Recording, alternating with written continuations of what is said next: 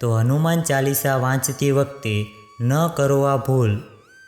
ધાર્મિક માન્યતાઓ અનુસાર જે પણ વ્યક્તિ વિધિ વિધાનથી હનુમાન ચાલીસાનો પાઠ કરે છે તેના પર બજરંગબલીની કૃપા હંમેશા રહે છે। જો કે હનુમાન ચાલીસા વાંચતી વખતે કેટલાક નિયમોનું પાલન કરવું જરૂરી છે। ઘણા લોકો અજાણતા કેટલીક ભૂલ કરે છે જેના કારણે તેમને અશુભ પરિણામ ભોગવવા પડે છે। તો ચાલો જાણીએ હનુમાન ચાલીસાનો પાઠ કરતી વખતે કયા નિયમોનું પાલન કરવું જોઈએ। એ જાણીએ તે પહેલાં આ વિડીયોને લાઈક કરજો, ચેનલને પણ સબસ્ક્રાઈબ કરજો અને કોમેન્ટ બોક્સમાં જય બજરંગબલી, જય હનુમાન દાદા જરૂરથી લખજો। નંબર 1, વચ્ચેથી કોઈપણ ચોપાઈનો પાઠ શરૂ કરવો। જ્યોતિષ માન્યતાઓ અનુસાર જ્યારે પણ કોઈ વ્યક્તિ હનુમાન ચાલીસાનો યોગ્ય રીતે પાઠ કરે ત્યારે તેને તેનાથી ઘણો લાભ થાય છે। પરંતુ કોઈપણ વ્યક્તિએ ક્યારે વચ્ચેથી કોઈ ચોપાઈનો પાઠ ન કરવો જોઈએ। જો તમે હનુમાન ચાલીસાનો પાઠ કરતા હો તો હંમેશા તેને સંપૂર્ણ, ક્રમબદ્ધ એટલે કે ક્રમશઃ જ વાંચીને જગ્યાએથી ઊભા થવું જોઈએ। ક્યારે વચ્ચેથી કોઈપણ ચોપાઈનો પાઠ શરૂ ન કરવો જોઈએ। જો તમે કોઈ પાઠ કરી રહ્યા હોય તો તે સાચા હૃદયથી કરો, નહીં તો તમને ક્યારેય તેનું પરિણામ મળશે નહીં। નંબર 2, રામનું નામ લીધા વિના શરૂઆત ન કરો। દરેક લોકો જાણે છે કે હનુમાનજી રામજીના પરમ ભક્ત છે, તેથી ભગવાન રામનું નામ લીધા વિના હનુમાન ચાલીસાનો પ્રારંભ ન કરો, અન્યથા તમે તેના ફળથી વંચિત રહી જશો। નંબર 3, તમારા જીવનસાથી સિવાય અન્ય સાથે સંબંધ બાંધવો। જો તમે પરિણીત છો અને હનુમાન ચાલીસાનો પાઠ કરો છો તો તમારે તમારા જીવનસાથી સિવાય અન્ય કોઈ સાથે સંબંધ બાંધવાનું વિચારવું જોઈએ નહીં। જે લોકો આવું કરે છે તેમને હનુમાન ચાલીસાનું ક્યારેય શુભ ફળ મળતું નથી। વિવાહિત પુરુષે કોઈ અન્ય સ્ત્રી સાથે સંબંધ ન રાખવો જોઈએ। જો કોઈ સ્ત્રી નિયમિતપણે હનુમાન ચાલીસાનો પાઠ કરે છે તો તે સ્ત્રીએ પણ તેના પતિ સિવાય કોઈ પુરુષ સાથે સંબંધ ન રાખવો જોઈએ। જો કોઈ વ્યક્તિ પરિણીત નથી તો તેણે બીજી સ્ત્રીથી દૂર રહેવું જોઈએ। જો કોઈ વ્યક્તિ હનુમાન ચાલીસાનો પાઠ કરે છે તો તેણે આ વાતનું ધ્યાન રાખવું જોઈએ। નંબર 4, મંગળવાર અને શનિવારે હનુમાનજીના દર્શન। જે વ્યક્તિ હનુમાન ચાલીસાનો પાઠ કરે છે તેણે મંગળવાર અને શનિવારે હનુમાનજી મંદિરમાં જઈને હનુમાનજીના દર્શન કરવા જોઈએ અને તેમની સામે ઘીનો દીવો પ્રગટાવવો જોઈએ અને ત્યાં બેસીને હનુમાન ચાલીસાનો પાઠ કરવાથી મોટામાં મોટી પરેશાનીઓ પણ દૂર થઈ જાય છે। નંબર 5, હનુમાન ચાલીસા વાંચવામાં ઉતાવળ ન કરો। જ્યારે તમે હનુમાન ચાલીસાનો પાઠ કરો છો ત્યારે તમારે ક્યારેય ઉતાવળ ન કરવી જોઈએ અને તેના કોઈપણ શ્લોકનો ખોટો ઉચ્ચાર ન કરવો જોઈએ। શ્લોકનું શુદ્ધ ઉચ્ચારણ કરવું જોઈએ। તેના પાઠ હંમેશા ધીરજ સાથે કરવો જોઈએ। નંબર 6, સ્વચ્છ તન અને મનથી પાઠ કરવો। એવું માનવામાં આવે છે કે જો તમે ઘરમાં હનુમાન ચાલીસાનો પાઠ કરો છો તો હંમેશા શુદ્ધ તન અને મનથી તેનો પાઠ કરો। મંદિરમાં દીવો પ્રગટાવો અને હનુમાનજીનું ધ્યાન કરો। નંબર 7, ગરીબો અને પશુઓને પરેશાન ન કરવા જોઈએ। જો તમે તમારા ઘરની સમૃદ્ધિ માટે હનુમાન ચાલીસાનો પાઠ કરો છો તો ભૂલથી પણ કોઈ પશુ કે ગરીબને પરેશાન ન કરો।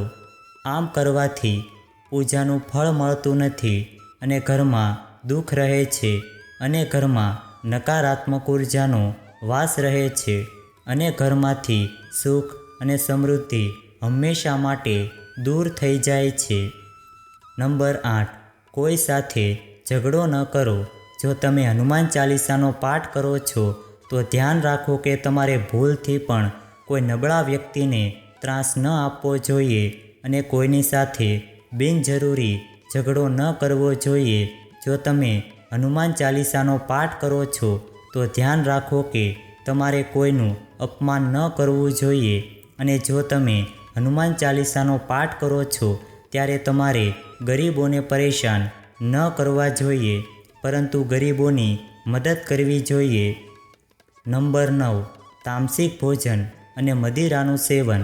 જો તમે હનુમાન ચાલીસાનો પાઠ કરો છો તો ખાતરી કરો કે ભૂલથી પણ તામસિક ખોરાક કે મદિરાનું સેવન ન કરવું જોઈએ. આમ કરવાથી તમે હનુમાનજીના ક્રોધના પાત્ર બની શકો છો. હનુમાનજી બાળ બ્રહ્મચારી છે અને હંમેશા તામસિક ભોજનથી દૂર રહેવું જોઈએ, તો જ તમને પૂજાનું ફળ મળશે. નંબર 10. જ્યોતિષશાસ્ત્ર અનુસાર મંગળવારે હનુમાન ચાલીસાનો 3 વખત પાઠ કરવો ખૂબ જ શુભ માનવામાં આવે છે. જ્યારે પણ તમે પાઠ કરો ત્યારે સૌથી પહેલાં એક વાસણમાં પાણી ભરો. ત્યારબાદ જ્યારે હનુમાન ચાલીસાનો પાઠ પૂરો થઈ જાય ત્યારે તે પાણીનું સેવન કરો.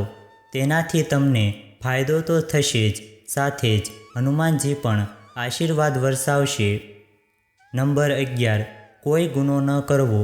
જો તમે હનુમાન ચાલીસાનો પાઠ કરો છો તો તમારે કોઈ પણ પ્રકારનો ગુનો ન કરવો જોઈએ.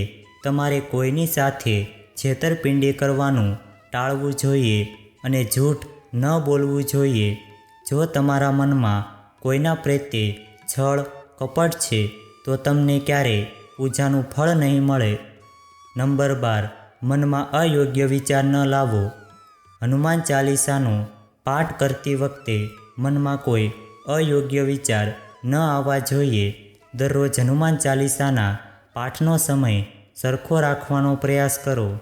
ખાસ સંજોગોમાં મુસાફરી દરમિયાન અને સૂતા પહેલાં પણ હનુમાન ચાલીસાનો પાઠ કરી શકાય છે. નંબર 13. ખોટી સંગત ધરાવતા લોકોના સંગતમાં ક્યારેય ન રહો.